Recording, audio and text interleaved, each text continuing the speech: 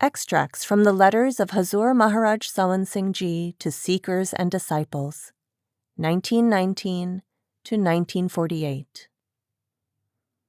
The Letters. Letters 1 through 25. 1. Sant Mat was spread in the Punjab by Guru Nanak Sahib and subsequently by Maharaj Baba Jamal Singh Ji. Every single line of the Granth Sahib insists upon going in and contacting Nam. But we find very few Mahatmas even who really go in. Footnote: Granth Sahib, the Sikh scriptures containing the teachings of the Gurus in the line of Guru Nanak and the writings of other Indian saints. End footnote. Although I was born in a Sikh family, and at the age of 10 read Guru Granth Sahib, and afterwards intimately associated with Sikh religious preachers, yet whenever I read Gurbani, Granth Sahib, it struck a strange note in my heart. When I put searching questions to preachers, none could give me a satisfactory explanation. Gurmat, Sant Mat, is above all religions. For a long time I associated with Baba Kahan. He usually remained in an ecstatic condition, which he developed after 14 years of persistent and vigorous practice. I associated with him for several months, and during that time he showed supernatural powers on several occasions. When I asked him if he would shower grace upon me by initiating me, he answered, "No, he is somebody else. I do not have your share." I then asked him to tell me who that person was so that I could contact him. He replied, "When the time comes, he will himself find you." When I was SDO, subdivisional officer at Murray Hills, and in charge of water supply works, my house was near a dharamsala, a free rest house where sadhus, mahatmas, and others going on their way to the pilgrimage of Amarnath in Kashmir would often stay, and I had the opportunity of talking to them and discussing religious and spiritual problems with them. In those days, Babaji came to Murray and put up in the Gurdwara, a Sikh temple. He held satsang from Granth Sahib and created quite a stir by his novel, or what seemed to be novel, interpretation of Granth Sahib. This was brought to my notice too. One man said that he offers as prasad, blessed food, what is left in the plate after eating. Another told me that he puts musical instruments in the heads of people. I promptly pulled him up and said, "I am an engineer and I know it is not possible to put any musical instrument in the head of a person." On the 4th day, I went to attend satsang. Babaji was at that time explaining the meaning of Japji Sahib. Well, I started my volley of questions, so much so that the audience got tired and began to feel restless. The sacred book, Sar Bachan, was lying there, and I objected to the name of Radha Soami. And Babaji explained from the book itself what Radha Soami meant. Radha is the name for the first or primal soul. Swami means the original Shabbat of the real home. Now he wanted to point out the way, but I had read Vedant. When I read Gurbani, my opinion was different. When I read Gita, my opinion was again different, etc., and I was unable to come to a decision. At last I applied for 8 days' leave to enable me to study the teachings of Babaji. He advised me to read Kabir Sahib's Anurag Sagar. I immediately ordered 8 copies of this book from Bombay so that I could also give some to my friends, Babu Hariram, Gulab Singh, and others to read and comment on it. After several conferences with Babaji, I was thoroughly convinced and received initiation from him on the 15th day of October, 1894. 2. The ritualistic part of all religions is blind and misleading, no matter what the religion might be, whether our own or of other people. As to the good and bad things, or the sin and the virtue both becoming meaningless, that may be. When you leave the British territory during the days of British occupation in India and pass into the land of the Pathans, who can ask you to account for your deeds? While you are here in the region of Kal, the Lord of Judgment, you have to account for all that you do. Once you cross over to the region of Dayal, merciful, who can touch you? This applies only when you have actually crossed the boundary of Kal. Until then, it is only a saying. But the scroll is torn when you devote yourself to Nam, that is, by practice of Surat Shabbat Yoga. Footnote: Scroll, a metaphorical reference to the record of accounts of our karmas kept by Kal. End footnote. To tell the truth, we ignorant people cannot even form an idea of the immense power which the masters possess. But they do not let supernatural or miraculous powers even approach them, much less accept and use them. If filth has to be removed, we do not do it ourselves, but utilize the services of sweepers. If the saints were to exercise these powers, the whole world would run after them. Kal has obtained 3 boons from Akal Purush. 1. Saints should not persuade people of this world by the use of miraculous or supernatural powers. 2. Nobody here should know anything about his previous life. If we knew what sins we committed in the previous life, for which we are being punished in this life, then we would naturally never repeat them again. 3. Wherever a soul might be placed, it should feel contented in that condition. For instance, look at the pigs. Do they want to die? They also cling to this life. Footnote: Akal Purush, literally the timeless being, that is, the true Lord. End footnote. If the saints were to convert people by performing miracles, the entire population would be after them, because it would not be difficult at all for them to raise a dead man to life in one place, restore the sight of another in another place, etc. But no, that is not the way of the saints. Although it is true that wherever a perfumer stores or displays his goods, the atmosphere is full of scent. Wherever saints live, even if they do not show miracles, people know there is something extraordinary about them. You know how I broke my leg. It is a long story, and I have narrated it several times in satsang, spiritual discourse. I used to go every Sunday to my master for satsang. One day he asked me not to come and said, "You go straight." That is, from visiting my mother at home, I should return straight to the hill station where I was in service, without stopping at Beas as I usually did.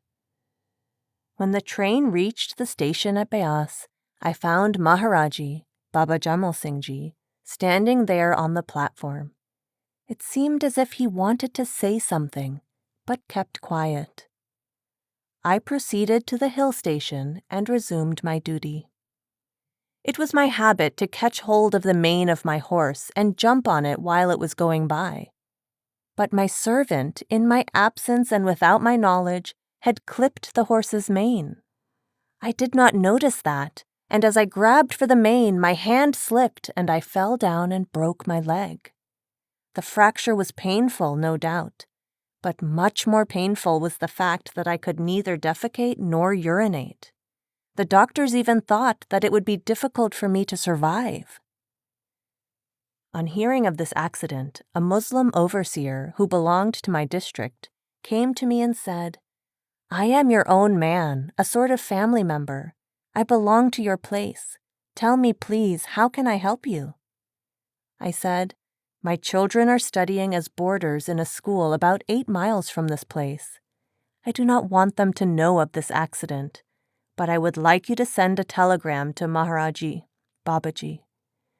He sent the telegram, and when Babaji received the telegram, he said, "Well, if the master wants to take him away, he may, for at least he has got Nam." But my sister in faith, Bibi Ruko, pleaded for me with Babaji. It was Babaji's practice to go into meditation when anything important was expected to happen, and then to give out whatever information he received from within. He sat in meditation at 8 p.m. or earlier, whenever the information was received by telegram. At about 3 a.m., he called Bibi Ruko, and she asked, "Shall I bring your food now?" He had not taken his evening meal. Babaji replied, "No, but you asked something about Bhai Sawan Singh." Footnote: Bhai, literally brother, a term of affection. End footnote. Now you can inform Sawan Singh that he is not going, but the karmas were very heavy. It was ordained that he had to suffer for 5 years, but now we will settle the karmas in 5 months. Is it not something? We shall not go to him just now, but after he has been discharged from the hospital. In the meantime, you may acknowledge receipt of his telegram. And the moment Babaji's telegram was received, I was able to defecate and urinate. Saints show their mercy, but they never talk about it. Now, while I was reduced to this condition, I had to suffer from the monetary point of view also. I lost my subdivisional allowance, my horse allowance, and half of my pay, too. The chief engineer was very kind to me. He said, "If only you could come to the office every day in a dandy, a sedan chair, I would consider you on duty." But I was very doubtful and feared that as my leg was still weak, I might slip and have another accident. The chief engineer thereupon allowed me 1 month's leave. I wondered if I would be fit to work after 1 month. The next morning, I saw the commanding engineer, and he said, "Now you are going for only 1 month." Prior to this, Babaji came to see me and told me that I would be absent from duty for only 1 more month, but it was hard for me to believe it. At last the month passed, and a letter was received from Babaji stating, "We people have not come into this world to do our own work. We have come here by the orders of Maharaji, Swamiji. If he likes, he will get the work out of us." It is impossible to describe the reach or the power of the saints. I am sure if the Guru wants, he can make even the stones carry out his work. 3. It is only by great good luck that you meet saints. I will tell you my own story.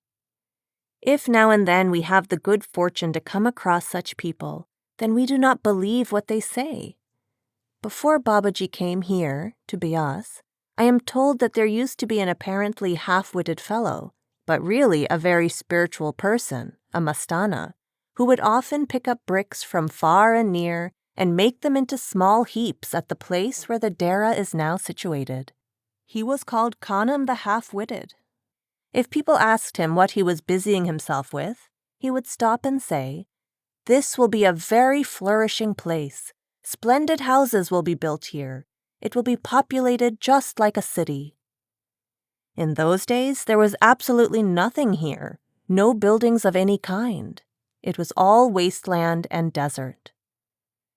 When Maharaji, Baba Jaimal Singh, took his abode here, there was only one very small mud hut, 8 feet by 8 feet. When I stood in it, I could touch the roof with my hand. The story of our Babaji is also wonderful. Sometimes I used to ask him very childish questions, but he was never annoyed and always answered most kindly. When Babaji's regiment was ordered to the frontier district, while there, he would at night go out into the open and dig a small pit in the sandy soil. With his rifle tucked behind his knees, he would sit there in meditation the whole night. In the morning, the enemy, the Pathans, would be found sitting around him. As he would get up to leave for his regiment, they would pay him respect and obeisance. Nobody would disturb him, and they would say among themselves, "He is a fakir, we should not touch him." If there were 3 or 4 holidays, he would devote all of them to bhajan, spiritual practice. He also taught Gurmukhi to the colonel of his regiment. Footnote: Gurmukhi, the Punjabi language and script. End footnote. He retired on pension after 34 years of service. He remained at the Dera, Beas, for 14 years and passed away on December 29, 1903. 4. I was fond of satsang and paramaarth, spiritual topics, from my childhood. I often associated with sadhus and religious people, partly because my father was fond of sadhu seva, service to holy men. Then, while in service, I read Vedant and discussed Vedant with people, especially with the sadhus who, on their way to Kashmir, stopped at the dharamsala near my house. Later, I was transferred to Murray Hills. One day, as I was supervising my work, I saw an old Sikh going up a hill along with a middle-aged lady. When I noticed him, I thought he had probably come in connection with some case in the commissioner's court. Little did I think that he was to be my master. He was no other than Babaji himself, and the lady was Bibi Ruko. This I did not know at the time, but found out later that Babaji said to Bibi Ruko, referring to me, "It is for his sake that we have come here." To which Bibi Ruko replied, "But he has not even greeted you." Babaji said to her, "What does the poor fellow know yet? On the 4th day he will come to us." Babaji went to the dharamsala and started satsang from the Granth Sahib. Babu Sukhdayal, my friend, came to me and told me of the novel explanations of the teachings of Granth Sahib, which were given out by a sadhu who recently arrived at the dharamsala. I was ready to accept the truth from anyone, and so we went together to listen to the satsang. In 3 or 4 days, my doubts were resolved, and I got satisfactory explanations to the various questions which I used to take with me. At last, I asked for initiation, but requested that I might not be told to accept the name of Radha Soami, as I had never heard of it prior to this. Babaji said to me, "Radha Soami implies the highest spiritual power. What objection have you to the name of Radha Soami?" I said, "It does not appeal to me." Then he asked, "How many new names of the one God are mentioned in Jap Sahib?" I replied, "Some 12 or 1400. Then Babaji said, "If you do not object to those names, why do you object to the name of Radha Soami?" Thus, my doubts being resolved, I got initiation. At Murray Hills, my house faced Makshpuri, a place of Hindu pilgrimage. One day, when Babaji was visiting me, I pointed in that direction and said, "Look, sir, what beautiful scenery." Babaji laughed and said, "I have seen it," implying that he had seen it long ago. I asked, "Was your regiment ever posted there?" He replied, "My child, you do not understand these things. We saw this place at a time when these hills and valleys had not yet been formed." Babaji used to be very kind to me, and whenever I came to visit him, he would give me a place in his own room. Once, I got down from the Beas station at 12 o'clock noon. It was very hot, and I sat down under a tree for a while. Then I felt that I had come for Babaji's darshan, yet here I was seeking comfort and delaying that meeting with the beloved. Even worldly lovers have done much better. The thought troubled me, so I started on foot from the railway station to the Dera. Meanwhile, at the Dera, Babaji Maharaj, who was very sensitive to heat, came out and began to pace the open courtyard before his room. Bibi Ruko remonstrated and requested him to go inside his room, out of the hot sun, but he would not. A few minutes before I reached the Dera, he went in, and then Bibi Ruko, seeing me coming, exclaimed, "Oh, now I see why Babaji was walking in the hot sun." He had himself absorbed some of that extreme heat so that I would not be overcome by it on the way. There are so many wonderful things about Babaji that if I go on relating them for 100 years, it would not be possible to finish them all. 5. It is only when you go up and see inside what happens, how things are managed, that you really understand these things. But there are some karmas which cannot be wiped off, because if there is too much interference, the deed still stands. Outward love also is not bad, but the real love and devotion can be manifested only when you rise above the 9 doors of the body. Eating sweet things is different from just talking about them. But even talk of sweet things is also interesting. As long as there is any worldly attachment, it is no use. If you want love and grace, then use all your energy in going up. Such people are not non-existent, but they are few. The soul goes in, and when the flame of love bursts forth within, it goes up immediately, and there is only one way. The inner design is not the result of any human effort. It is the design of God. But the formal religions do not even suspect its existence. Even if they conquered the whole world, would it go with them? Of course not. That true Nam resounds in the sweetest strains in the hearts of all of us. It cannot be written or spoken or read. It is neither Gurmukhi, nor Arabic, nor Persian, nor any other language. It cannot be seen with these eyes, nor heard with these ears, for these eyes are mortal, and in order to function properly, they depend upon some sort of light, such as sun, moon, or electricity. Guru Nanak Sahib says, "Those eyes are different with which you can see the Lord, your mother and father. You speak without the tongue, and thus you die in life. And there is no language. If there is no language, then there is no room for any Vedas, Shastras, or any other scriptures." That is to say, when one dies in life, then he contacts the true Nam. This means when one consciously leaves this house of 9 doors and contacts Gurbani or Shabad. That is the true Nam, and it is not the monopoly of any religion. The real form of the Guru, or the essence of Guru, is Shabad, the creative power, the word. Only those people who are extremely fortunate get the opportunity to follow the practice of Shabad. When they enjoy it thoroughly, then lust, anger, greed, attachment, and pride are destroyed. When you control your mind and senses, you enjoy Shabad all the more. Then you have attained salvation in this very life. Not until you love the Shabad will there be an end to your coming and going. Now this is a universal law and is for everyone without exception. The trouble is that people do not know what Satguru Seva is. They think spending wealth or spending money in some good cause is Seva. Those who have been able to go in and enjoy the Shabad are true Satsangis, and they have made full use of their lives. That is real Satguru Seva. And this is not the exclusive teaching of Guru Nanak Sahib, but the Muslim saints also say the same thing. Dadu, Paltu, and in fact all those Mahatmas who have reached Sachkhand say the same thing.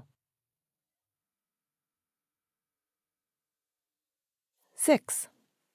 Every jiva, soul, according to his karmas, is given another birth in some other place. The body into which he has to be put is ready. The body into which he has to be born and the interval between death and rebirth both depend upon his karmas. 7. The Master showered his grace when he initiated you. Now your duty is to practice concentration and go up. Then love will come automatically. A loving disciple will not be left in the lurch.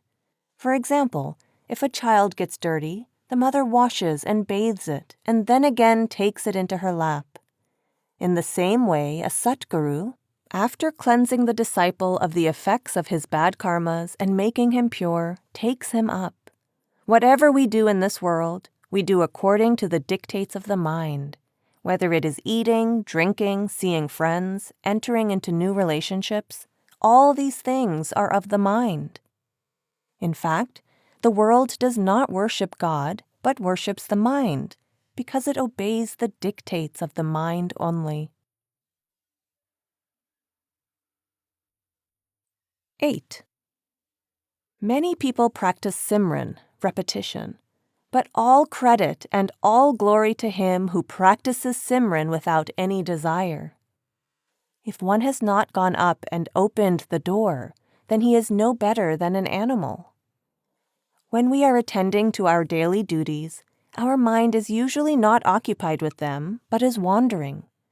Saints say, "Hold the reins of the mind tight in your hand throughout the day. Then, when you sit in bhajan, concentration will be quick and easy." It is easier to concentrate the mind by Simran than by any other practice. Saints do not waste even a single minute, but keep their attention fixed either in Simran or in Dhyan, contemplation, or in Dun, Shabad, sound. Simran collects and concentrates the mind and the soul currents. Dhyan helps to keep them at one place, and Dun or Shabad pulls them up. Do not let the mind remain idle. When we go up into higher regions, the mind stays back, but when we return, it joins us again on the way back to the body. When you begin to enjoy Simran, the mind will not go out again? That can be answered by the following illustration. Moses, thinking that he was a great devotee and lover of God, requested God to bring him in contact with or point out to him a greater and a better lover of God than himself. And God pointed to a bird upon a tree not far from the place. When Moses approached the bird and asked if there was anything that it wanted or that he could do for it, the bird replied that it was perfectly satisfied and happy except for one thing. Moses asked what that was. The bird said that it wished it did not have to leave its perch to go for water. Moses was astonished at this and pointed out that the bird was perched on a tree immediately above the water, and all it had to do was to fly down a few feet to take a drink. The bird replied, "That is true, but I am always thinking of God, and the time spent in flying down and taking a drink takes me away from the contemplation of my love, God, for a few minutes. That is my only regret." Upon hearing this, Moses felt ashamed and realized that this bird loved God more than he did. 9. By Simran alone, the soul leaves the body and goes up. When concentration is complete, one does not feel the need to change positions or to attend to the calls of nature for hours, 8 or 10. Mahatmas who employ various other techniques reach only up to the first stage. Simran is the best. I speak from my own experience. I did not give Dhyan or Dun to quite a number of Muslim disciples, but only taught them the technique of Simran, and they concentrated their mind and soul and went up. When the Simran is complete, one hears the sound within. If you can vacate, withdraw the current from, even half the body, you will see light inside. I received hundreds of letters to this effect. My work is practical. In order to see how they behaved and how they felt, I initiated them into Simran only, but they went up and saw things for themselves. This meets the objection made by several people, namely, that they see only what they have been told. Even after going in, you are not allowed to meditate on the sun, the moon, and the stars. These are material inside as well as outside. Till one reaches the Ashtal Kamal, he is not fit for true Dhyan, that is, contemplation of the Master's form. In the primary stages, Chitta, mind stuff, serves as Nirat, sight. Real Nirat is developed higher up. The Anahad Shabad, unstruck music, goes as far as the region of matter and mind. After crossing Parbrahm, the Sar, true Shabad, is heard.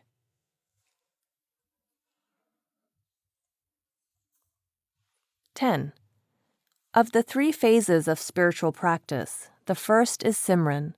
With the help of Simran, we have to vacate the 9 doors of the body. After crossing the sun and the moon, we need something on which to fix our attention. You can stay there only with the help of Dhyan. After that, you require sound or Shabad for going up. The true Shabbat begins from Turiya Pad. The power that has created the entire universe is Shabbat. Jyoti, light, is one thing, and Shabbat is another thing. The Jyoti will automatically come, whether you practice pranayam, breath control, or Shabbat yoga. In the waking state, the headquarters of the soul is behind the two eyes. If you happen to be in the middle of a hill and you want to go up, why need you go down at all? You can go up from where the concentration of the soul begins. When you cross the Neel chakra, blue center, you will see Jyoti. It has 1,000 lights. At the stage where the Jyoti is, there are 10 sounds. The soul has two faculties, the faculty to see and the faculty to hear. In fact, the body is divided into 4 parts: Pind, And, Brahmand, and Sachkhand. Sachkhand is immortal. The 6 chakras of Brahmand are reflected in the 6 chakras of And, and these are again reflected in the 6 chakras of Pind. To try to develop the Pind chakras is a waste of time.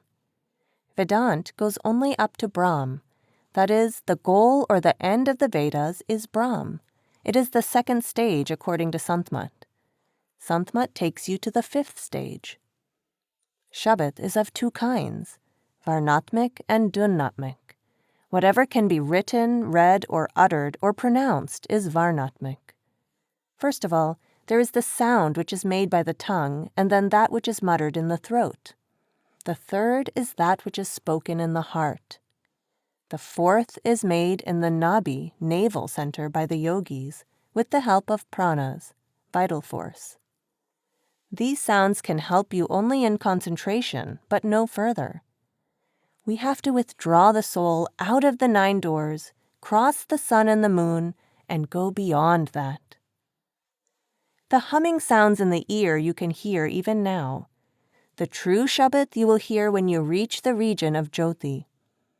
The body outside is the material body, and the next covering or body is in the region of Jyoti and is the Suksham Sharir. There Patanjali ends.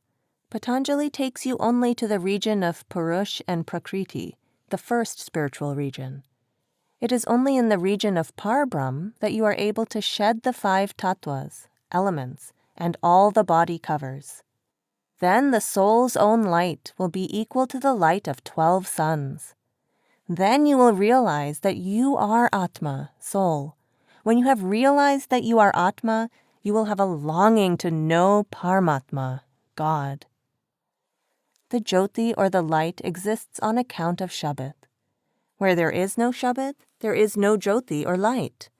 This light is mixed with ahankar, egotism. Rather, the mind accompanies the soul up to the top of Brahm.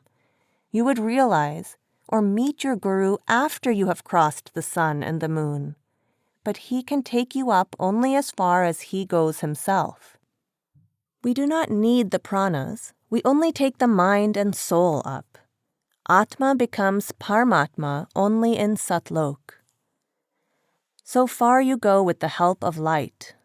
Beyond that, you go with the help of Shabbat. And in Mahasun, there is no Shabbat even. It is all dark. It is the region of darkness. You know that there is a Jyoti of tattvas. This Jyoti then of which you speak springs from tattvas. Well, I am glad that a man living a householder's life has achieved so much. When the dissolution comes, this creation up to Brahm is destroyed. In the case of the grand dissolution, it reaches up to Sohang, but not to Satlok. At the most, the Jyoti will take you up to the top of Brahm. Thence onward you travel up by means of Shabbat. The lights which you see when you go up are the lights of the tattvas. The Jyoti which springs from Shabbat will be further up. Tattvas have their own light, but the real Jyoti you will meet further on. The trouble is that you are now in the big jail of 84 lakh cells. Footnote: a lakh is 100,000. End footnote. You cannot be happy even in human life. The pleasures of the senses are only nominal and short-lived.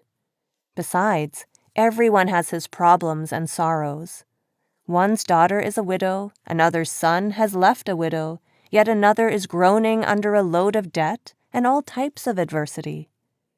The point is that we are a drop of that great ocean, and we have to go back and merge in it. For innumerable eons we have been rotting in this jail. Now, just as we attend to other affairs of the world, let us devote a couple of hours every day to this practice also. What is the harm, then? Besides, this is a wealth which you take with you and not leave behind. When you pierce the veil and go up, the pleasures of this world appear very low and coarse compared to the bliss you enjoy there. In fact, it is like a public latrine when compared to the inner bliss. This is a thing which cannot be bought, nor can it be had for the asking. Work hard, vacate the body, withdraw the consciousness, and go up, and you will get it. It is your inheritance and has been kept for you. This joy is greater than all worldly pleasures. Now please think, have you ever attended to your own work? Yes, one does hear voices inside. These voices come from two sources, one from the Rahman, merciful, or God, and the other from the negative power. You should not accept them at once, but first say, "Please come before me. Who are you?" 11. Sikhi, or the path of discipleship, is like a sword's edge. There are two paths in this world, Manmukh and Gurmukh. Gurbani, which has been written in the Granth Sahib, is wonderful if we give careful thought to it. But of course, if you read carelessly, it is a different matter. Bani has a medicinal effect on the mind when read thoughtfully. There is only one remedy to control the mind, and that is within us. When the mind and soul go beyond the 6 chakras, cross the sun, moon, etc., reach the Turiya Pad, and enjoy the Shabbat which is resounding there, then is the mind brought under control. If you think that we should remove all the thorns from the path first, then walk comfortably, barefooted, that is impossible. Even if you succeed in doing so, next year there will be more thorns.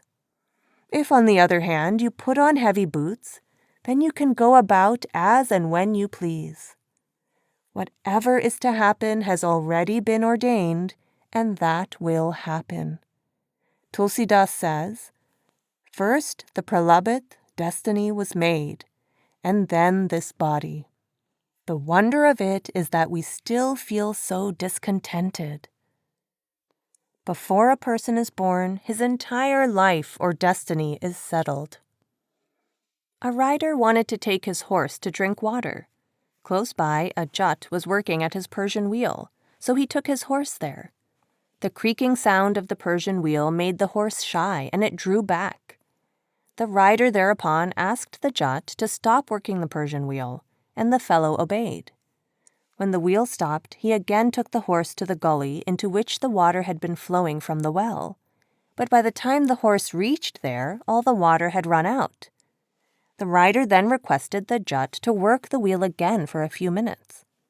The moment he did so, the horse again shied and drew back. This greatly annoyed the rider. The Jat thereupon observed, "Well, sir, it is only during this creaking noise that you can get water for your horse." The rider then whipped his horse and again brought it to the same place. The horse obeyed and drank his fill. And the same is true of our mind. These worldly cares and anxieties will remain. Whatever you have to achieve, you will have to accomplish in the midst of these circumstances. The 3 worlds are ruled by Kal. Very few people know this mystery of Kal, the negative power, and Akal, the true Lord, who is beyond Kal. Yes, Kal also acknowledges Akal as his master. But are you aware that Kal performed great austerities by standing on one leg for 70 yugas, and thus worshipped Akal for 70 yugas? Footnote: Yugas, ages, great cycles of time. End footnote.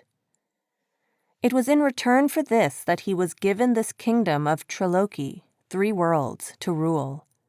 Swamiji said about Kal that when he asked for the boon, he said, "This kingdom of Satpurush does not appeal to me. Permit me, sir, to create another world over which I may rule." Kal also obtained 3 boons from Satpurush. The first one is that the saints should not induce souls to leave Kal's kingdom and go back to Sachkhand by means of showing miracles or other supernatural performances. But they are free to appeal to them, reason with them, and thus induce them to go back. Otherwise, it would have been so easy, for all that the saints would have to do would be to give sight to a blind person or to bring the dead back to life, and hundreds and thousands would follow them. But they are not permitted to do so by Akal Purush. When you say, "What can we slaves do?" you are talking of the worldly or political slavery. But all of us are slaves of the mind and senses, and the richer and the higher a person is socially, the greater are the bonds of slavery. The saints try to free us from the slavery of the mind and the senses by giving us satsang. But how do we behave? If a sheep pen catches fire, the onlookers, taking pity on the sheep, take them out to safety. But the sheep insist on going back again and again to the same danger zone, and there meet their death. The same is the case with us. The worldly wealth, worldly kingdoms are all subject to decay, and of course nothing can accompany us after our death. We cannot take any of these things with us. Let alone other things, even our dear relatives have to be left behind. The real wealth which we can call our own is the treasure of Nam, and that is within us. Yet man does not go within. Indeed, how can he go in till he comes across a Sant Satguru who will show him the way? Then he can work his way up by vacating the body of 9 doors, and then come in contact with Nam. Everything is within him, and everything is inside. Whole continents, even universes, are inside. Nay, the Wahiguru, God himself, is inside. The pity is that people read Gurbani, but they do not reflect on its meaning. I have had occasion to meet prominent people, big national leaders, but whenever we discussed Gurbani, they would always say, "How is it possible to conceive that all these things are inside?" Several doctors have humorously told me, "We have performed numerous dissections, but never saw any suns, moons, continents, universes, and so on. All that we have found within was bones, flesh, fat, and blood." But we cannot really find fault with them.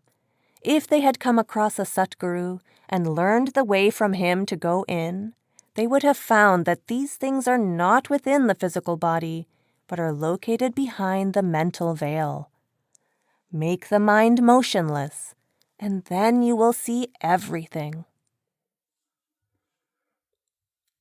12. The mind is the sattva guna essence of the 5 tattvas, activated by the current of the spirit. Footnote: Sattva guna essence, the attribute of harmony and light. End footnote. Do you follow? It is superior to the tattvas, but inferior to the conscious current. It represents the intermediate state between the tattvas and the soul. The whole world worships the mind. Very few, some rare Mahatmas who can go in, know their true God. In eating, drinking, contacting friends, entering into relationships, in fact, in whatever they do, they are ruled by the mind. Rishis, munis, yogis, yogeshwars, mahatmas, prophets, all owe allegiance to the mind. When one contacts a master and by going in gets rid of the 3 covers, material, astral, and causal, the 25 prakritis, mind and maya, and reaches Parbrahm, then he realizes that he is pure soul. There its effulgence is equal to the light of 12 suns. But here in this world, man cannot face even 1 sun. There he is neither fat nor lean, white nor black, and he has no body. All the prevailing religions and cults are within the boundary of the mind. As the soul has forgotten its original home, so the mind also has forgotten its original home. As our soul comes from Sachkhand, so the mind is derived from Brahm and has come from Trikwati.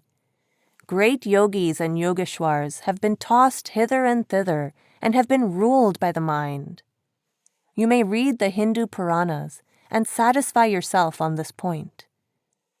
When you say that maybe the negative power assumes the form of Christ and thus misleads them, that is not correct. It is not the negative power. It is the impression of one's own mind. 13. Now what do we find here? Just scold somebody a little and he gets up and leaves. Even if one is turned out 100 times, still he should not leave the door of the Guru. Even if he is insulted 100 times, he should not leave. The cowardly mind is like a goat. When faced with pleasures and enjoyments, it is happy and cooperative. But when the Guru remonstrates with it, then it becomes stubborn and revolts. See the contrast between the actions or the attitude of a cowardly person and a brave person when faced with pleasures and enjoyments. It is only a really brave person who can refuse sensual pleasures when they are easily available.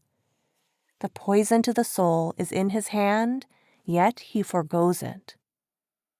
If there is any form worth contemplating, it is the form of a saint or of a Mahatma who has realized God. But when are you able to get this dhyan?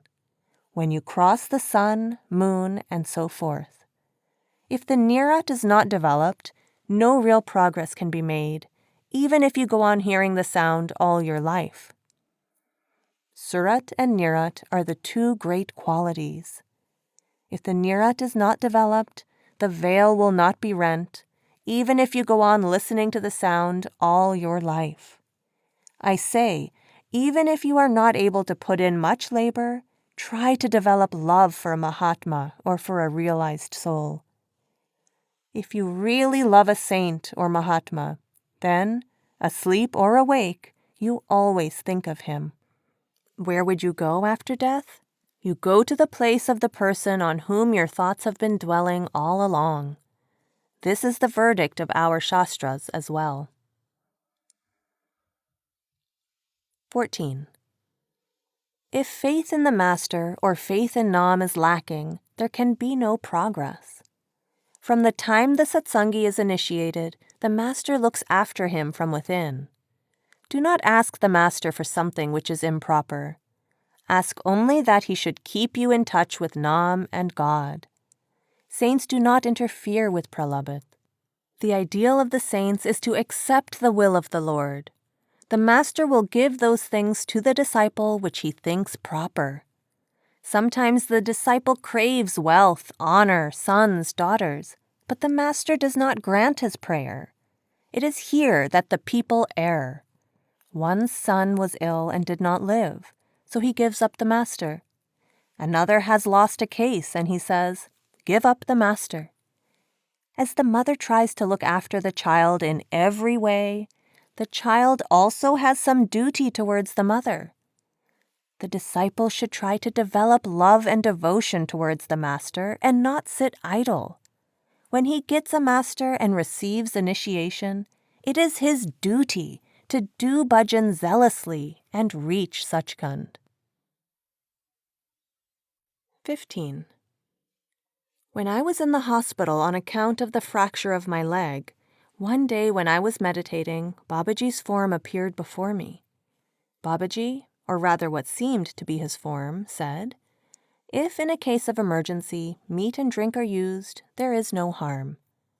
But when I repeated the 5 names, he disappeared. Now, because I had seen Babaji in real life and could visualize him, I found out this trick. But those people who concentrate on the old masters who passed away thousands of years ago are likely to be misled. His, the saint's, eyes cannot be imitated. Hence you always require a living teacher for the pupil, a living physician for the sick, a living husband for the wife, and a living ruler for the people. I maintain that no one else can help a disciple so much as a living master. You may have heard the couplet, "Who could be greater than Rama or Krishna?" But even they had to accept a guru. Lords of the three worlds, they stood respectfully with their heads bowed before the guru. 16. The Lord is within us, and when he sees that one of his servants is sitting in meditation, literally in expectation of his darshan, will he be unmindful? Certainly not. But if the veil is not removed, be sure that the mind is not quite pure. First of all, our own mind judges impartially and delivers the verdict. Today you did such and such bad thing. You were subject to kam, krodh, lust, anger, and so forth. 17. It is not permitted to talk of things which one sees within, but there are so many things. It is a pity I cannot say everything. However, everything is possible through the help of the Guru. The most impossible achievements can be made possible through the help of the Guru. One day, Babaji presented me to Guru Nanak Sahib, Kabir Sahib, Tulsi Sahib, and Swamiji and said, "He is your child." 18. The bungalow of the commanding engineer happened to be just above my bungalow. One day, the colonel was coming out with his daughter to go for a walk. Just then, a cart driver passed near them on the road, and a wounded ox was pulling the cart. The colonel and his daughter were very much touched at the pitiable condition of the ox and said, "Why have they overloaded this poor wounded creature?" I replied, "That is true. You cannot bear to see the suffering of this poor creature, but what about the beef which you eat?" The point is that intellectually man thinks and argues only up to a certain stage, but it is only when he goes in that he has perfect knowledge. Similarly, we attend the satsang and read the books, but we yield to the pleasures of the senses when we are faced with temptation. I have seen learned people, lecturers, leaders of thought, unable to resist the sensual pleasures. 19. To overcome kam and krodh is real bravery. It is not a small achievement. So many rishis and munis of old lost the battle. What is the use if you go on scouring and cleaning a vessel and put nothing in it? That is, the way to salvation or liberation lies in not only avoiding kam and krodh, but also in devoting yourself to Nam Bhakti. Footnote: Nam Bhakti, literally devotion to the name, that is, spiritual practice. End footnote. Man has within himself whole continents, universes, and God himself, but only when he practices Nam devotedly can he realize this. 20. Karma, the supreme creator and the individual spirit in the creation are connected together through the sound current. But Kal, also a creation of the supreme being, separates the individual from the current by coming in between as mind and forms. Hence the individual feels disconnected, but not so the creator. There are three minds, and corresponding to these three minds are three kinds of forms. 1. In Triquity, the Nijman, innermost or causal mind, or Brahm, or the universal mind, covers the spirit. The forms here are made of very pure Maya, so much so that a majority of the seekers have failed to see here the spirit apart from Maya or mind, and therefore considered Brahm as all-pervading, etc. 2. Lower down in Sahanstal Kaval, the forms of Triquity get another covering of mind and form, both coarser than the above, the astral form here being governed by the Undiman, astral mind. In this zone, there are the hells and heavens and numerous other lokas, regions. Here, the tendencies of the mind are directed inward and are elevating. This mind behaves like a wise enemy, seeking to keep us here. 3. Further down in Pind, the region below the eyes, the astral form gets another covering of coarse material, with which we are familiar. The mind that governs this form is called the Pindiman, physical or lower mind. Its tendencies are outward and diffusive, and it is most difficult to control. Now, a body actuated by mind and spirit cannot help performing karma, and the karmic law, as you sow, so shall you reap, continues to work, and the account is complicated with time. The more one works, the greater the entanglement, like a bird struggling in the meshes of a net. So cunningly has Kal arranged the snare of forms and minds that it is well nigh impossible for man to escape from their influence. No matter how good and godly we may be, that alone will not take us out of these regions. Says Lord Krishna, good actions are as much binding as bad actions. Good actions may be likened to fetters of gold, and bad actions to those of iron, and both are equally efficient in keeping us tied. The escape is through the sound current. Only when the attention catches and follows the current does the mind become dormant and out of action. At all other times, when the attention is off the current, the mind gets the upper hand. Through long and indefinite time, ever since the spirit separated from its ocean and associated itself with the minds and bodies, not only has the upward passage been blocked, but the spirit has been so bewildered, entangled, and enfeebled that it has lost all memory of its home and is contented to live a wretched life in this wretched material world. There are two ways of looking at this creation. One, from the top looking down, the Creator's point of view.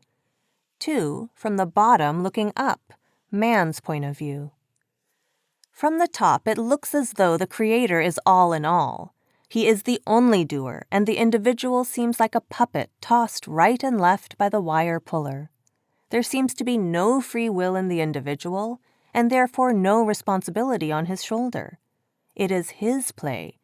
There is no why or wherefore. All the saints, when they look from the top, describe the creation as his manifestation. They see him working everywhere. Looking from below, or the individual viewpoint, we come across variety as opposed to oneness. Everybody appears to be working with a will, and is influenced by and is influencing others with whom he comes in contact. The individual thinks he is the doer and thereby becomes responsible for his actions and their consequences. All the actions are recorded in his mind and memory and cause likes and dislikes which keep him pinned down to the material, astral, or mental spheres, according to his actions in an earlier life in the cycle of transmigration. The individual in these regions cannot help doing actions, and having done them, cannot escape their influences. The individual acts as the doer and therefore bears the consequences of his actions. As stated above, the observations differ on account of the difference in the angle of vision. Both are right. 1. The individual clothed in coarse material form sees only the external material forms. His sight does not go deeper than that. 2. If he were to rise up to Sahansdalkaval, the same individual would see the mind actuating all forms. The form would be only secondary, mind would be the prime mover in all. 3. The same individual from Daswandwar will see the spirit current working everywhere, and will see how the mind gets power from the spirit. 4. From Sachkhand, the whole creation looks like bubbles forming and disappearing in the spiritual ocean. An individual is endowed with intelligence and does every action knowingly. It is therefore incumbent on him to find a way of escape from this entanglement. To raise his spirit, he must struggle against the mind, for he lives by struggle. And where there is a will, there is a way. He cannot say that this is no part of his duty. The karmas are also divided into 3 groups. 1. Kriyaman, or new actions. 2. Pralabdha, or fate, the portion of karmas allotted to this life as a result of our previous actions. 3. Sinchit, or reserve. As an example, we take the case of a farmer. He prepares his land for sowing seed. He has the option to sow whatever he likes. Suppose he decides on wheat and sows it. The crop matures and he gathers it. Some of it he keeps for his consumption during the coming year, and the surplus is put in store. Year after year, he is living on the previous year's gathering and increasing his reserve in store to be utilized in time of scarcity or need. You will see that he is living and hopes to live on what he himself sows and gathers. Similarly, whatever we do in this life becomes fate for our next life, and some of this is kept in reserve by call to be given to us if by any chance, of course these chances are practically nil, we run short of karma. Without karma, call cannot keep a spirit down in a body, and without a body, no karma can be performed. It is open to call to add from reserve to fate, or deduct from kriyaman for reserve. Like the farmer who is preparing his land for the coming season and is living on the gatherings from the last season, with a confidence based on his reserve, we are undergoing our fate, in which we have no choice. But we do have the choice to work anew as we please for our future. And we have a surplus which is our reserve from past lives, of which we have now no knowledge. We are therefore at present doing a dual function. 1, in regard to fate, we are helpless. But 2, in new actions, we have a free hand to sow for the future. To distinguish between these 2 types by intelligence alone is not easy for the individual, but a rough rule may be laid down. That which comes in spite of our efforts and spontaneously is due to fate.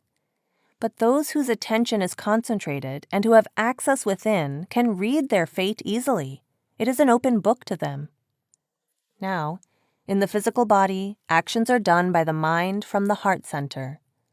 As long as the mind is centered here, in ordinary individuals, the heart is the center of mind action. It will be influenced by emotions. The sensations of joy and sorrow will be felt as the body is worked by mind from this center. When the mind has been elevated to the eye focus by concentration, in other words, when the mind has changed its seat or center from the heart to the eye center, then the feelings caused by outward influences working on the physical body will be felt imperceptibly. Joys of the world will not elate such a one, and its sorrows will not depress him. The fate actions are stored in the 8-petaled lotus in Und, above the eyes. Their influence is felt forcibly as long as that center has not been crossed. When that center is crossed, and the master's astral form is seen, for that form resides there, the influence of the fate actions will be perceived nominally. The mind has then become strong, and it has the power to bear them without effort. But fate cannot be effaced or altered. It will have to be undergone. An arrow, after leaving the bow, must find its mark. The reserve actions are stored at the top of Trikwati, and only when a spirit has crossed the 3rd mind, or Trikwati, it is said to be free from all karma. Below this, the spirit suffers from the ills of karma. All actions are performed with a motive, and it is the motive that is binding. It is not easy to conceive of an action which is performed without a motive. The mind is consciously or subconsciously active, and it is ridiculous to talk of karma without a counter-karma. There is no escape from counter-karma. By doing actions, however good, there is no escape. Charity, offerings, or pilgrimages must bring their reward. and the soul doing these things must receive the reward in one body or another. The escape from karma lies in the protection afforded by saints. They are themselves karmaless. Their actions are not binding on them, for their spirits work from Daswandwar, a center above the three spheres of mind and forms, as stated above. The saints show us the way out. They say, "Let new actions be performed in the name of the Master, the individual working in the capacity of an agent only. The new actions done in this spirit will not be binding. The fate actions will have been undergone by the time the life comes to an end. The reserve actions, saints partly take upon themselves and partly are undergone by the devotee, as the saints think proper. Saints put the individual spirit in touch with the sound current, and as the spirit catches it and rises up, it throws off the influences of mind and matter and gets stronger and stronger. The more the individual works on these lines, the easier the path for him. Otherwise, the course becomes lengthy, but the saints are pledged to see him through after they have initiated a soul. The practice of sound current cuts the rest of karma. The current acts like a magnet on the spirit. It attracts the spirit to itself. And if the spirit were not covered by the rust of mind and matter, it would go up like a shot. The rust of attachments and impressions is removed by repetition, Simran. The repetition of thoughts of the journey within replaces our everyday thoughts. Then the mind, instead of wandering outside, begins to take rest and peace within. And when it goes in, the spirit also goes with it. And when the spirit is in, the current in its turn pulls it up. Once triquity has been crossed, this will only be when all karmic accounts are settled, the soul never goes back into transmigration. It will go up to merge in its origin. 21. I should like to point out that I have the same degree of love and affection for each and every member of the Brotherhood, like a father towards his children. Secondly, according to the teachings of the saints, the sins and shortcomings of a soul are viewed by the Master in the same light as a washerman regards the dirt on a cloth. He cares for the cloth and not the least for the dirt. His aim is to cleanse the cloth by some means or other, whether by the gentle method of applying soap or by the rough and ready method of beating the cloth against a slab of stone. It depends upon his will. In the same way, the Master aims at reforming his disciples and curing them of their bad habits and wicked deeds so that the spirit may shine in its purity. He determines as to life's procedure. At first, he points out our mistakes in gentleness and with love. If this fails, then he adopts a less gentle course, and if even that does not serve its purpose, then he applies drastic remedies. In short, he is bent on reforming. To explain the matter more fully, the Master at first tries to purify us by his discourses. If this fails, then he applies the soap of poverty, adversity, and disease. If these do not answer the purpose, then he gives another birth to the disciple. He does not rest until he has taken the spirit of his disciple to its source. Even if the pupil deserts him, becomes hostile towards him, or wishes to injure him, he does not slacken his efforts. I have gone through the report of, name omitted. They are not offended with you. They wished that you and others like themselves should give up animal food and eggs entirely. They did not take your words in any ill light, nor should you, for if we are in error and another explains it to us, we have no right to be angry. In that case, our only course is to admit our mistake and say that habit compels us to repeat it. It is not proper to be in the wrong and to be impatient. They should have been more gentle and affectionate, but they are not to blame for that. They give more time to exercises than you do and avoid animal food and stand on a higher mental plane. Under these circumstances, a devotee naturally becomes bold and forward. This is not pride, though it is looked upon as such by others. Such a devotee wishes that everyone should do as he does, but this is not the stage of perfection. As the soul progresses, it becomes gentler and calmer. Consequently, when they go higher, they will become calmer and more patient. What they did was right in a sense, and moreover, I do not think you are much to blame in the matter, as you are far from our congregation, are ignorant of the rules of the brotherhood, have read no more than the discourses, and are unaware of the purity of the society. When you gain knowledge and develop spiritual practice, you will not mind even 20 people denouncing you. A heart filled with love cannot contain anger. Your heart has not yet been filled with love, so try to devote a little more time each day to the spiritual exercises. Gradually, the Master will grant you all. You write that, name omitted, is of the same opinion. Her complaint is the same as yours. She also uses an egg occasionally, as you do. It was as disagreeable to her as to you. This error is in all of you. It is proper that you should correct your errors. I think, name omitted, is to blame in this matter. He fell from his principles. You only followed his example. If he had acted up to his principles, you could have gained by his example. Let bygones be bygones. But I must point out that animal food, even if a single particle is eaten, is detrimental to spiritual progress. What of eating, those who help in killing are also guilty. You say that eating an egg is not so bad as breaking a heart. Both are bad, but a broken heart can be set right by love. However, an animal that is killed cannot be revived. Name omitted told you that repetition of holy names should not be undertaken for accomplishing worldly objects. This does not mean what you understood. It means that spiritual progress is the highest object, and all our efforts should be directed to that end. If we sacrifice all the world for it, it is not too much. Therefore, to divert our energy from this highest object and apply it to worldly objects is not proper. When we ask for worldly things from the Lord, we would get them, but then our spiritual advancement would be hindered.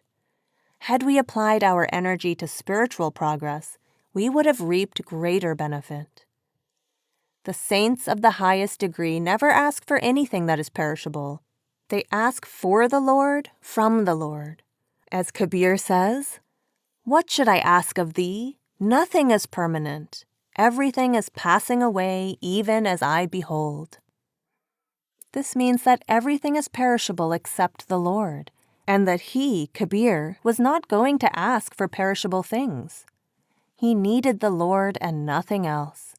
He said, "If the wealth of all the worlds were put on one side, and the love of the Lord on the other, then those who love the Lord would only ask for the Lord and would not care for the wealth.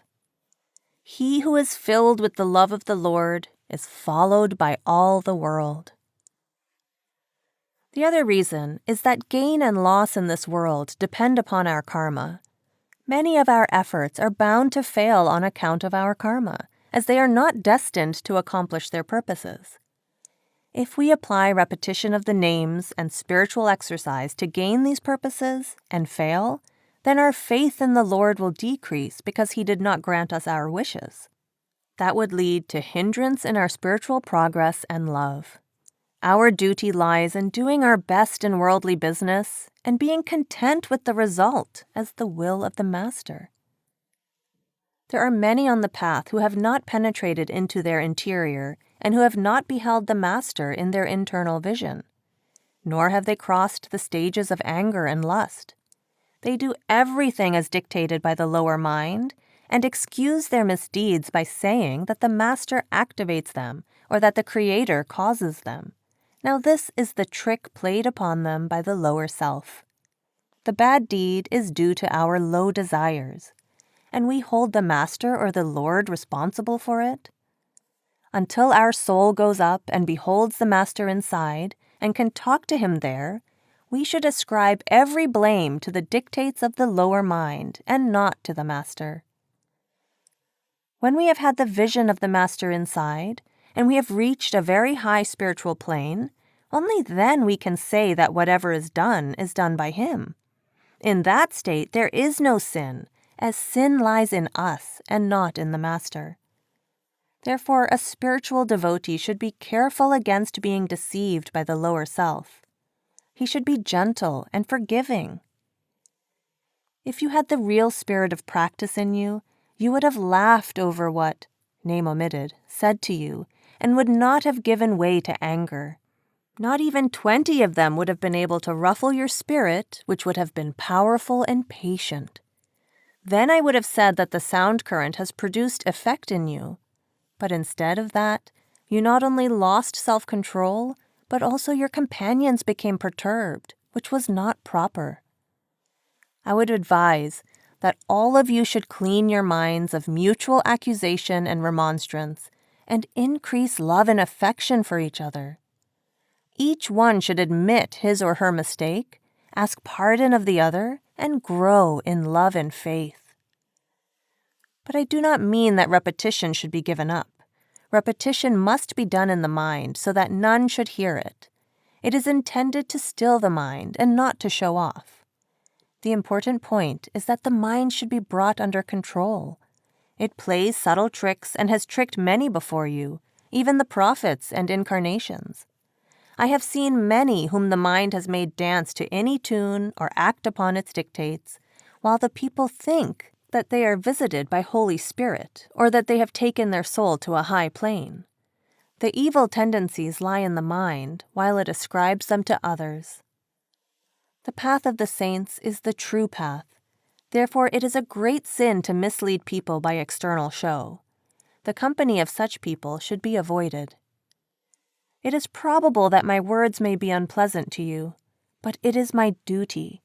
Just think, human life is very precious and is due to past good karma. It was not granted to us for rearing children or for enjoying ourselves. All these functions are performed even by the lowest animals. The only difference between man and lower creation is that man's life here was meant for seeing the Lord and reaching the highest spiritual plane in this life. Every minute of it is worth millions of dollars. We have to give up this physical body, the astral frame, and also the causal body. When this is the case, then what is the worth of the world, its relationships, and its pleasures? The world should be looked upon as an inn, and our relatives as fellow travelers. Our chief aim should be to unite with our Creator and avoid lust, anger, avarice, attachment, and pride so far as we can, as they are our enemies. At all times, our hearts should be full of love for the Master, and our own mind should be so fearless that it should not be ruffled if it were given the kingdom of the world, nor if the kingdom of the world were taken from it. When the mind has become like that, the Master penetrates it with his real light. Whatever I have written is with a view to your benefit and purification, and not with a view to dominate or show off. It is the outcome of my love for you. I do not know whether or not the etiquette and manners of your country would accept it in such a light. 22. The best way of preparing the ground for spiritual instructions is to cleanse one's mind, to give up meat and liquors, to avoid lust and anger, to love the Almighty, and to inculcate a desire to reach the true home of the Spirit, from which it came in the beginning. The reach of theosophy is very much limited as compared with Sant Mat, the teachings of the saints. The former has for its final goal the first stage of Sant Mat, and has subdivided that into many degrees. The result is that traveling along theosophical lines, one cannot go beyond the first stage of Sant Mat. The method of the latter is very simple, and in modern times none other can compare with it. The saints' method aims at crossing Brahm and gaining Par Brahm, beyond Brahm, thence reaching Satlok, the true region, the pure spiritual region. The region of Pind does not extend above the eye focus, while the region of Brahmand corresponds with the frontal part of the brain. But full details will be given to you by the person who will initiate you. According to Sant Mat, mind is not the creator of the world. It is the word which is the creator. There is no doubt that all the world, so far as the mind and the intellect go, is governed by the mind, but the latter is itself inanimate. It is dependent on the spirit and the word, holy sound. There are three minds. One, the physical or pindi mind, which governs the physical frame and the senses. Two, the astral mind, undiman, which rules the subtle worlds such as heaven, hell, and so forth. Three, the causal mind, Karan or Brahmandiman, which rules the causal region and extends to the top of Brahm. So long as the soul is within the range of any of these three minds, it is neither pure nor unfettered. The soul cannot know itself until it has crossed Brahm and reached Par Brahm. And until the soul has known itself, it cannot know the Creator of all. 23. I am glad to read that you are so earnest about your spiritual progress and devote time to achieve it. You say, spiritual progress seems at a snail's pace. The withdrawal of the attention from the body to the eye center is a slow affair. Mind has made deep attachment with matter and now finds it difficult to detach itself from it. Repetition of the 5 holy names at the eye center is the safest and easiest way, and with faith and perseverance, one succeeds. No attention should be paid to the pain in the heart region and the tightness in the throat. They are felt because the attention does not stick to the eye center when repeating the names. It leaves the eye center and comes down to the throat and heart centers. The attention should be kept up in the eye center. That is a necessary part of the repetition. Again, breathing should go on normally and no strain or pressure put on it. As a matter of fact, when doing repetition, one should be unconscious of his breathing, just as one is unconscious of breathing when he does his daily routine work. When you will keep your attention in the eye center and increase the time and repetition, your concentration will improve and the pain will disappear automatically. The whole body is to be vacated, including the heart and throat centers. In discussing Sant Mat with non-initiates, one is free to discuss it as any other science or philosophy, but one should not give out his own personal inner experiences, nor what he learns at the time of initiation, names, positions, and the distinguishing sounds and lights of different regions, and so on. One may discuss the principle of repetition, the need for a living master, the sound current, or the basic principle of the human body as the laboratory, the head as the repository of all secrets, and man as the highest form of creation, because he is endowed with capacity to make contact with his Creator, thereby solving the eternal mystery while living, and the like. To distinguish a true seeker from a curiosity seeker, one should apply one's own judgment. Quite often, a curiosity seeker in the beginning changes to a true seeker after hearing about the subject. Much depends on the way one leads his life and presents his views on the subject. If one is himself shaky and unconvinced, not much impression would be made on the listeners. A true seeker does not enter into discussion. A word to the wise rule applies in this case. Loving service to my master is the goal of my life. The best service that one can render to the master is to withdraw one's attention from the body to the eye center, cross the stars, the sun, and the moon, and meet the radiant form of the master within. This service replaces I-ness with thou-ness and completes the duty of the disciple. The disciple has placed himself in the hands of the master, and it is now for the master to lead him to the spiritual home. One should take good care of the body, like a rational being, follow the laws of health, take doctor's advice when necessary, and try to keep the body in a fit and healthy condition. There is no need to endure that which can be cured. Tonsils and adenoids are not necessary for spiritual progress, and if these are in a diseased condition and the doctor advises their removal, they may be removed. Quotation from Sant Mat Prakash. Incidentally, on this path one learns the use of the best herbal medicines, exercises, the proper use of foods, breathing, and all means of curing for the body. This may be ignored. Observance of ordinary rules of health and doctor's advice whenever necessary are good enough. Emphasis, however, should be laid on contacting the master within and catching the bell sound. The soul leaves the physical, astral, and causal bodies in succession as it progresses towards Daswandwar. During devotional practice, as the concentration improves, mind and soul vacate the body and pass through the eye center, then cross the starry sky, the sun and the moon, and meet the radiant form of the Master.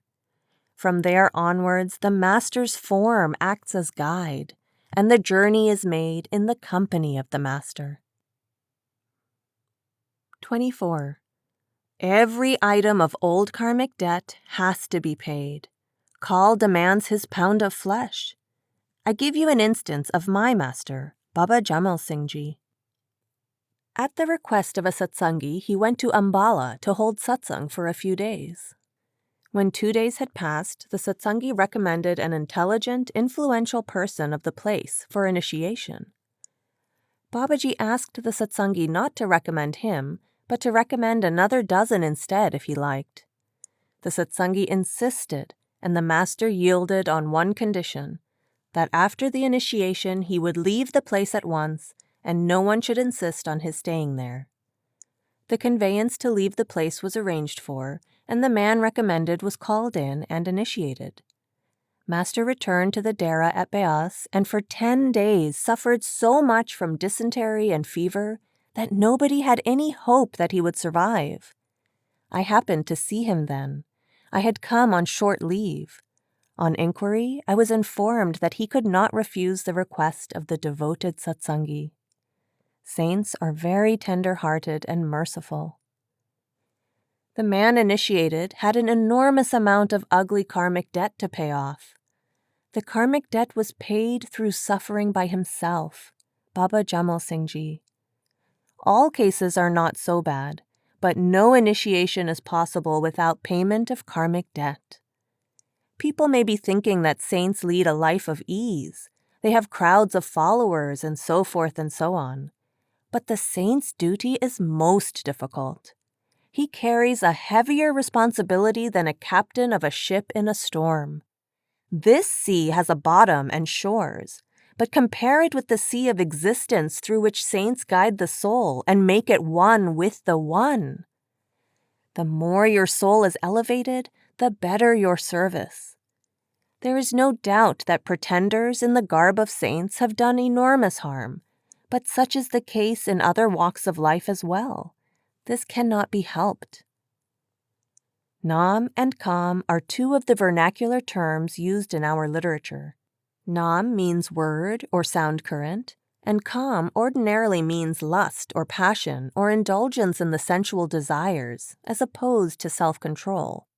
But in its wide sense, it means all outward tendencies of the mind. Nam and Kam are, therefore, opposed to one another. The tendency of Nam is towards the inlet pipe to a reservoir, and Kam leads to the outlet pipe.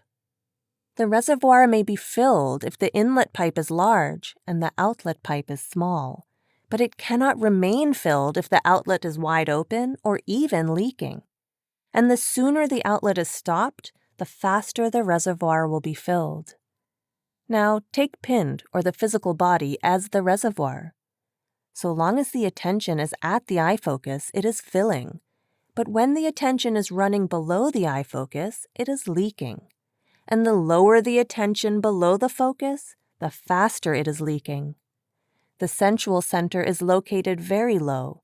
Therefore, playing of the attention on this center causes an enormous leakage, and there is a considerable amount of dissipation of energy. Nobody feels happier after the act of dissipation.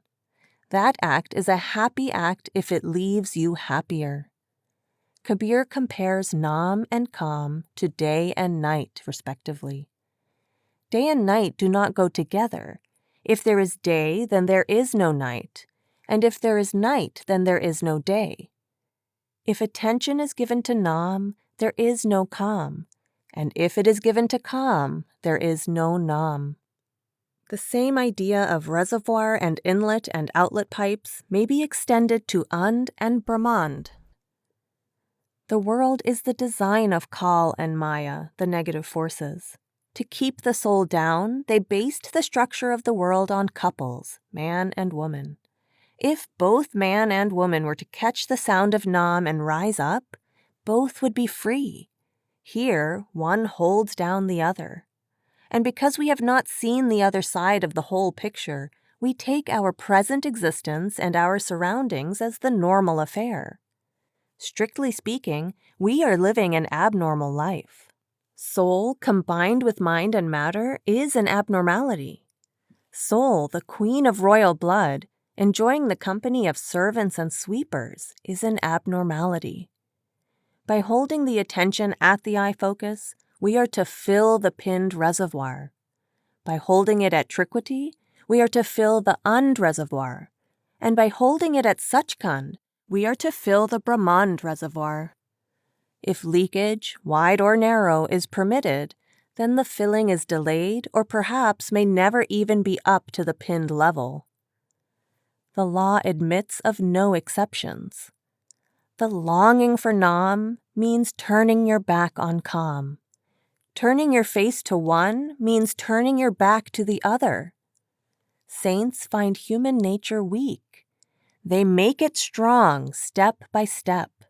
They attach the individual to Nam, and slowly, as longing for Nam develops, the tendencies toward Kam diminish.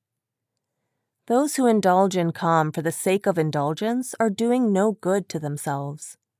To hide their ignorance or weakness, they call this indulgence a physiological necessity and have gone to the extent of advocating the use of contraceptives, etc.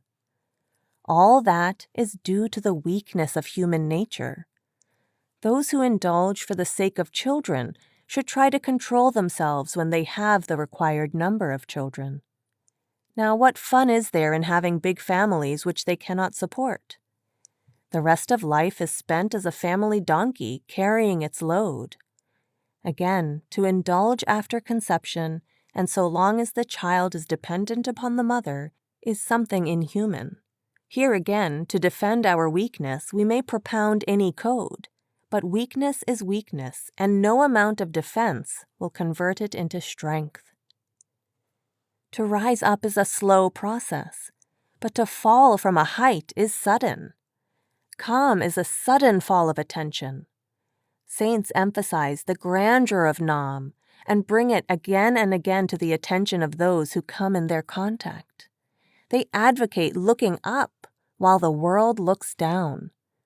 Whenever Nam will become tasteful, Kam will disappear. There is no other way of controlling Kam. Raising the focus of attention automatically subdues Kam. Saints have to deal with human nature. If they ask a person to leave Kam all at once before initiation, we know he cannot do so. They attach him to Nam. There is something for him to look up to now. He has heard of the magnificence of Nam from the saints. A tiny spark is kindled in him. He gives it some attention. The days are passing, partly through receiving knocks, sickness, death in the family, demands on purse, shocks to pride, etc. Partly through age, partly through satsang, partly because he has passed through some of his pralabit karma, fate, and partly through devotion to Nam, his attention is slowly contracting. So by the time he reaches the end of his days, he is almost ready to go up and grasp Nam. Now, if during his lifetime he had made Nam the main object of his study, and had treated the world and worldly affairs as secondary, there is no reason why he should not have gone inside the eye focus and risen up. Saints come across all sorts of cases. Souls that go inside the focus and rise up during their lifetime are naturally few. The majority are of the type described above. But those who are of the world through and through have no faith in saints and do not come near them. Please understand this carefully. The law and its use by the saints is the practical uplift of the soul. Dr. Johnson said after his initiation that he considered the day, 21st March, the greatest day of his life. When a soul, child, comes in the world, we say he is born. In reality, the soul has been entombed in the grave of the physical frame, so it is more appropriate to say that it has died. When it comes in contact with the saints and gets initiation, it is attached to Nam, and it is getting out of the grave of the physical frame. So it is appropriate to say that it is born or reborn. The day of initiation is the birthday. Socrates was familiar with the sound current, but only gives hints in his writings. The ancient philosophers gave only hints. The same is the case of the Persian saints and Indian saints of old. It is only in modern times that saints have spoken out about the current in some detail. Our shortcomings and lack of love keep us out. 25. Your elder brother is within you, occupying the bright right half of the 8-petaled lotus in Und. The dark left half is occupied by Kal. He is there to receive you and awaits your arrival there to lead you onward. So long as the devotee has not reached that far and has not seen him, his faith in the elder brother, friend, guide, master, or guru, no matter by which name he is called, is shaky. The faith matures only after seeing this form of the master. By the time the devotee reaches this stage, he too has shaken off the gross material bonds and sensual low desires from his mind. The same mind which worked through the physical organs of senses with worldly objects now finds itself in a different world, Und, far more attractive and stable, looking at which the mind begins to discard what it had held dear before. When it grasps the inner form of the master and finds that he is the master of the inner realms, and sees face to face what he does for the disciple, his faith becomes firm.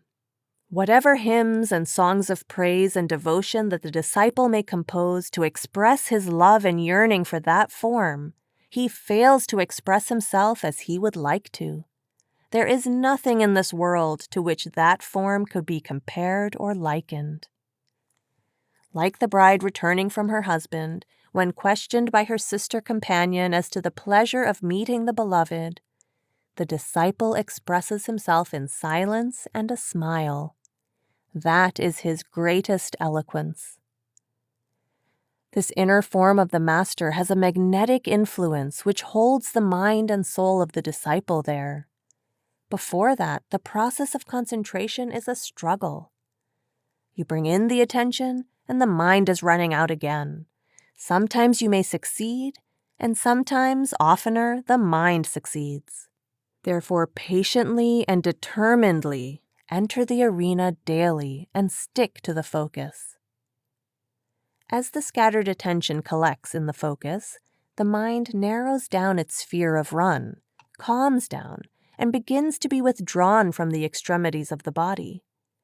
As the practice advances, one becomes unconscious of the extremities, feet, calves, thighs, and upwards. On discontinuing the practice, one feels the attention slowly returning to the extremities. It is a slow process. The whole attention is to be taken within the focal center. When the attention is in the focus, we are unconscious of the body, but we are conscious of the focus and what there is inside of the focus. When the struggle has been carried on for some time, and you feel the change from repetition necessary, then sit in the position for hearing the sound current, but still stick to the focus and do not go after the sound. We catch it from the ear because we have the habit of hearing through the ear, But the sound that we are after does not come from the ear, nor is our ear the organ to hear it. It comes from above the focus. The attention, surat, hears it. There are 10 different sounds here. We are to catch the bell sound. If the bell is not heard, catch the shrill whistle. And failing that, catch the sort of noise like that of a railway train passing on a bridge. As the attention goes inside the focus, the different sounds become distinct and the bell will be audible. Do not go after the sound. If one goes after the sound, the attention scatters in trying to catch it. Here again, you will find that there is a struggle. Part of the attention is catching the sound, while that which is still in the physical body is sometimes narrowing towards the focus, causing strain or pain in the calves or some point in the spinal cord where it is held, and sometimes causes disturbances by communicating outward sensations. The strain or pain that has been mentioned above should be borne. This is the equilibrium of outward and inward tendencies of the mind. It is not the type of strain or pain that will leave any ill effects on the body. The best way to succeed in this state of equilibrium is to look into the focus and not to let the attention slip down. It is the attention that feels the strain or pain, and if, instead of giving attention to this part of the body, one ignores it and engages the attention in the focus, the strain or pain will disappear and the residual attention will have been pulled up a step. If you do not stick to the focus but let the attention slip down, the strain or pain will disappear also, but the attention is now outward and the game is lost. However, by daily practice, we are to elevate this point of equilibrium. This point determines how far we have succeeded in withdrawing our attention from the body. So long as the whole attention does not go within, it will not stay within. When it has established connection with the master within, it is completely within. Below this state, it hears the sounds, but these sounds do not pull it up. Or in other words, the scattering tendencies of the attention do not allow it to catch the sound fully. The bell sound that pulls or attracts like a magnet commences from the 8-petaled lotus. The tables are turned now. The attention that has found it so difficult to go within now finds it difficult to stay out. To talk of the joys of staying within is the privilege of a different set of people. Only he can appreciate this state who has gone within, in the eye focus. This form of the master is unique. There is nothing in this world with which to compare it. In my last letter, I described the connection between Pind, And, Brahmand, and the pure spiritual region, Sachkhand, and stated that the 6 centers of Brahmand are reflected in the 6 centers of Pind. The 5 stages revealed at the time of initiation are the most important stages or stations of the journey. The light from the spiritual region, Sachkhand, downward steadily decreases towards Sahansdal Kaval. If you examine a flame with a slight tendency to give soot or smoke, you will notice that just below the point of smoke there is some redness, and down below this redness is the luminously bright zone. And lower down, the light increases in brightness. Now, imagine that from Sachkhand down to Sahansdal is an inverted flame. Sahansdal is the smoke. Triquity is the redness from which smoke has been eliminated. Daswandwar is the brightness from which redness has been removed. Bhavar Gufa is glowing brightness, and the light of Sachkhand is beyond comprehension.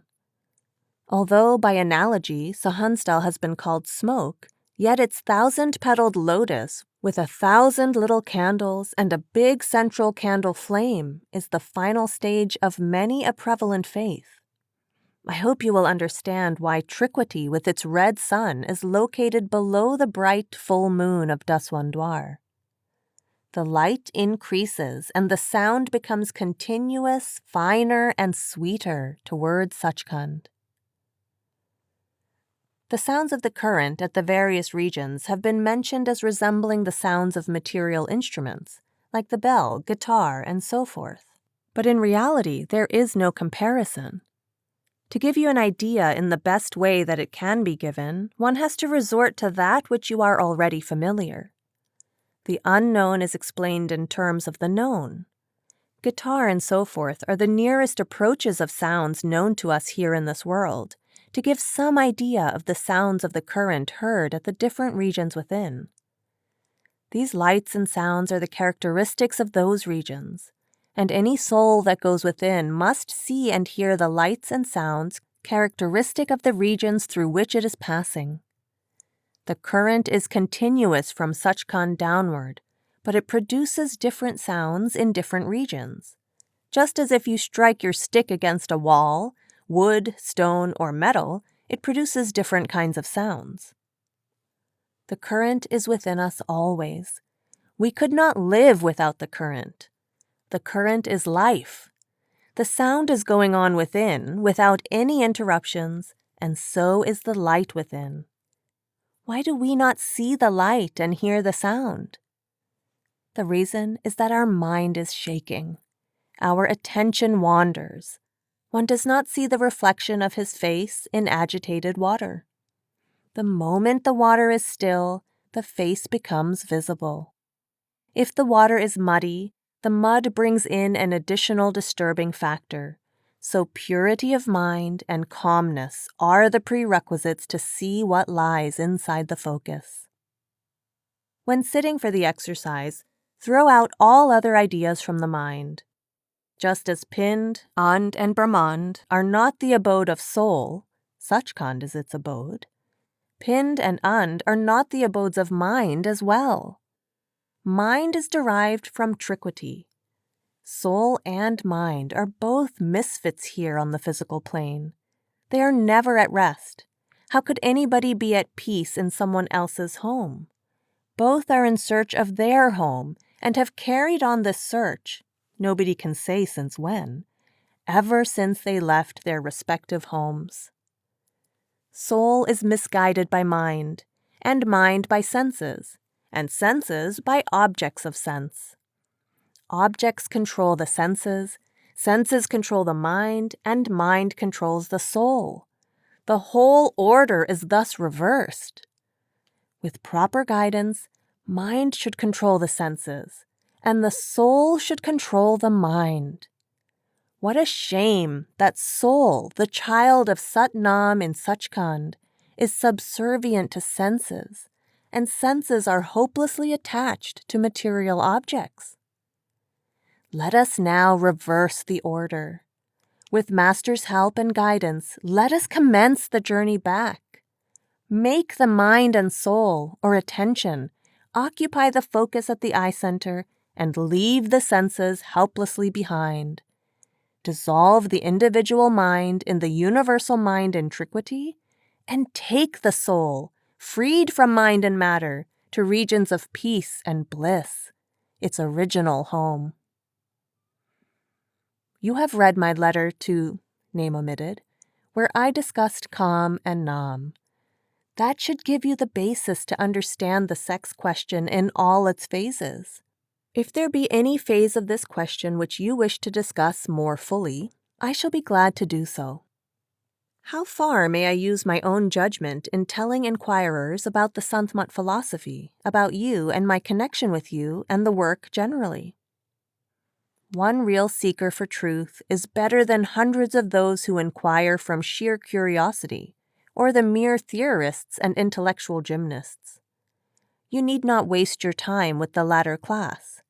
With this type, the less said the better. With a real inquirer, you may discuss the subject as best you can without bringing your own personality in and without revealing what you got from, name omitted, at the time of initiation. If there is any point arising out of your discussion of the subject which you think is not very clear to you, you may please refer it to me. Your comprehension of the subject will increase as your practical knowledge increases. There is no need to establish a new sect, for there are plenty of them already. nor is this work to be judged by the large numbers initiated who do not attempt to go within. As I have said already, one real seeker is better than a crowd that has no deeper insight than an idle curiosity. Sant Mat is pure, unalloyed spiritual work, holds no promise to cure the sick and the blind, nor to improve one's worldly position. Initiates are to follow their normal vocations in life, earn their livelihood as honorably and as best they can, and utilize the means that are within their reach to keep themselves fit. Sant Mat aims at pure spiritual uplift. Just as a cow, even if let loose, will not go very far away from her calf, similarly, our minds do not go very far away from the worldly objects to which they are attached. Our first business is to detach the mind and bring it inside the focus. The whole attention is to be brought in. Although the current is audible even before this happens, it does not attract nor pull up very much, just as a magnet will not attract with any force a dirty, rusty piece of iron. With attention in the focus, listen to the sound, but do not go after it. The sound will come to you of itself. Out of all the sounds, there are 10 of them at the eye focus, catch the bell sound, and when the bell is caught, leave the others. When all of the attention will be inside the focus, light will come automatically. Light is there even now, but your attention is shaky and out of the focus.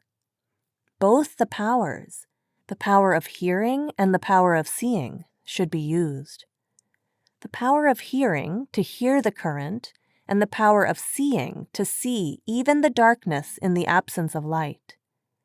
I will write to you some other time on the different powers of yoga.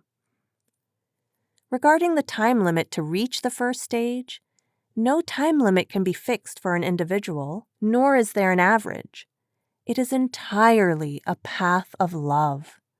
I have known cases where at the very time of initiation, people have conversed with the master within. And there are cases as well where even after 30 years, the attention is still wandering out.